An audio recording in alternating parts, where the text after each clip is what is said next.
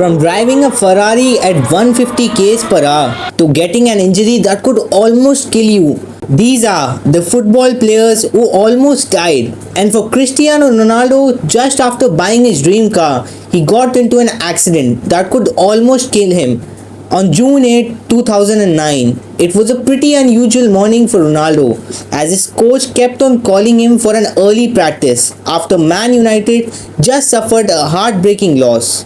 And all of Ronaldo's teammates, they were expecting him to join them in the training. But Ronaldo, he was nowhere to be found. So Ronaldo woke up late, and when he woke up, he saw multiple notifications on his phone. And then Ronaldo jumped out of the bed and he just had 20 minutes to get to the training grounds. And to reach the training grounds in less than 20 minutes, Ronaldo had one car in his garage that could get the job done. And that car was a Ferrari. And that car was going to be one of his biggest mistakes in life. And then Ronaldo's Ferrari was all done in that accident. And the fact that Ronaldo got out without getting a single scratch on his body was nothing short of a miracle. And from that point on, Ronaldo decided that he would dedicate his entire life to the sport that he loved. Moving on to Lionel Messi, back in 2017, Messi was going to play one of the biggest matches in his career. And it was Barcelona up against Juventus in a highly anticipated match. And for Barcelona and Messi, they had lost the first leg by 3-0. Messi knew that if he didn't get into the game as soon as possible, Barcelona and him were heading back home. So Messi went on to the field to do anything to win the game for Barcelona and progress to the semis. So then both teams battled it out with everything they had, but none of them could score a single goal. So as the half was coming to a close, Messi made a huge effort, and that effort nearly costed him his life. Messi had not just lost the game, but the doctor then realized that if Messi just had landed 2 millimeters higher, that injury would have killed him. And other than Barcelona losing that game, Messi was a really lucky man. And for Neymar, he was almost not able to make it to his first birthday. And what happened back in 1992 scared Neymar for life. See, back then Neymar was only 4 months old, and him, his dad and his mum were driving to visit some relatives, and that day it was raining heavily. And the rain that day was so heavy that they couldn't even see what was right in front of them. And suddenly came a car in front of them. The family was in an accident and everybody in that car was hurt. And even though it was storming that day, Neymar's dad remembered everything that had happened, and he said, "A car came towards me and I tried to get away with it, but it hit us full on. My left leg landed on top of the other, dislocating my head, and I was desperate.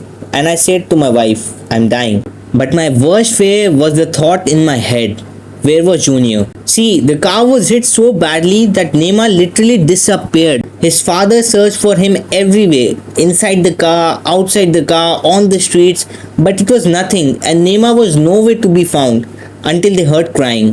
And it was Neymar.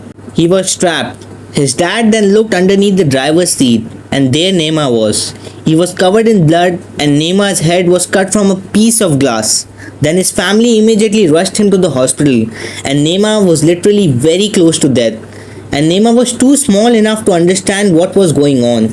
So when Neymar's dad came to know that everything was gonna be okay, all he could do was thank God. And from that point on, Neymar's dad knew he was blessed.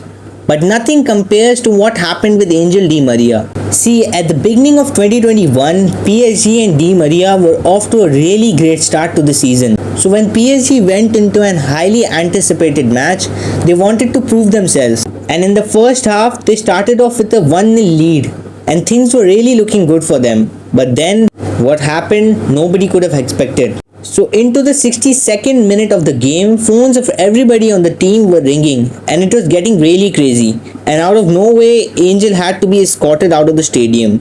And it turned out that his family was in danger. And some criminals out there had their eyes on Angel's house. And the criminals that they knew that it was Di Maria's game day. So they went to his house where there was Angel's wife and his 2 daughters. The criminals broke in and held them hostage.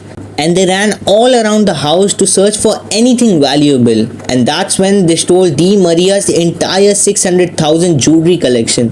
So Di Maria immediately jumped into the car, and this wasn't even the first time Di Maria's house was broken into. And immediately after this, he had no choice but to hire security, because it was now more than Di Maria's own life at risk.